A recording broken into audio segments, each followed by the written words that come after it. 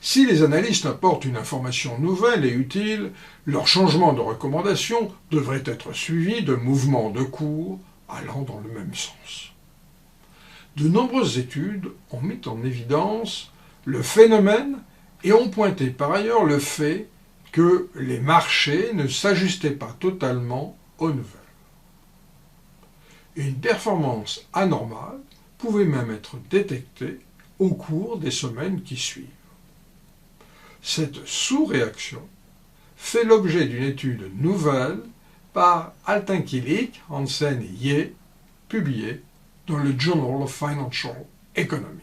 Pour ces auteurs, le phénomène est principalement lié à la présence de frais de transaction qui viennent freiner les arbitrages. Dans la période récente, le développement du trading à haute fréquence a changé l'organisation des marchés et a conduit à une baisse significative des frais de transaction pour un grand nombre de titres.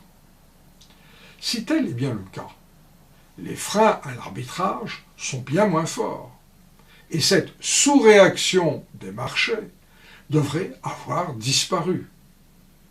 Telle est la question posée par ces auteurs. La mise en évidence de cette sous-réaction est réalisée à l'aide de la mesure des écarts de rentabilité des titres par rapport à une rentabilité normale, exprimée soit par un modèle de marché, soit par un modèle multifacteur.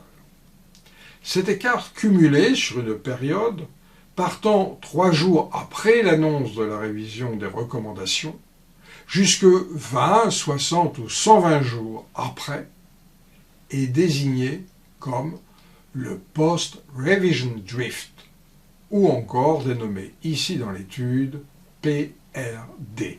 L'étude porte essentiellement sur les titres américains cotés sur les marchés US. New York Stock Exchange, Amex, Nasdaq. Les recommandations proviennent de la base First Call Historical Database. Le nombre de sociétés couvertes va d'environ 500 au début de la période, 1997, à 1 millier environ en fin de période, soit 2010. Le nombre de maisons de courtage concernées va de 122 à 218.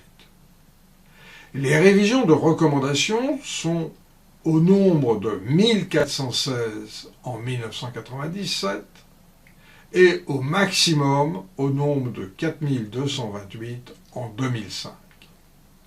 Enfin, la période d'étude a été divisée en deux. De 1997 au 30 avril 2003, période précédant le trading à haute fréquence, et du 1er mai 2003 à la fin 2010, pour la période concernant le trading à haute fréquence. Enfin, les auteurs étendent leur analyse à d'autres pays, l'Allemagne, le Canada, la France, l'Italie, le Japon et le Royaume-Uni, afin de vérifier si la révision de recommandation a été source d'un PRD, d'un drift. Les auteurs recourent à 3 approches. La première est une étude centrée sur l'événement. Pour chacun, le sens de la révision est noté par la variable up, qui prend la valeur 1 s'il s'agit d'une amélioration, et 0 en cas de dégradation. Un modèle de régression est estimé, où la variable dépendante est le PRD, le drift, et la variable indépendante est cette variable up. Un vecteur grand X de variable de contrôle susceptible d'affecter le drift est introduit. Cette approche de base est complétée par 2 autres, l'une par portefeuille calendaire et l'autre centrée sur les seuls cas d'annonce de résultats pour vérifier si les changements de recommandation ont bien un contenu informationnel supplémentaire. Altinkilik, Hansen et Ye établissent ainsi que la persistance des rendements anormaux notés avant 2003 disparaît dans la période récente 2003-2010. Aucune relation causale robuste entre la présence d'un changement de recommandation et une performance anormale à long terme n'a pu être établie. Cette disparition peut s'expliquer par la baisse des coûts de transaction consécutive au développement du trading à haute fréquence ou encore à la décimalisation des cotations sur les marchés américains.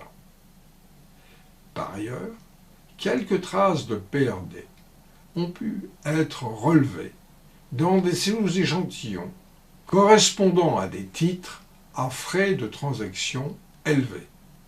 Faible volume, faible prix. En conclusion, selon Altinkilik, Hansen et Ye, les analystes ne semblent pas apporter d'informations réellement nouvelles se reflétant dans des performances à long terme favorables. Leur étude suggère enfin qu'il doit être bien difficile pour les analystes de fournir des informations utiles aux investisseurs ordinaires dans un environnement de faible coût de transaction.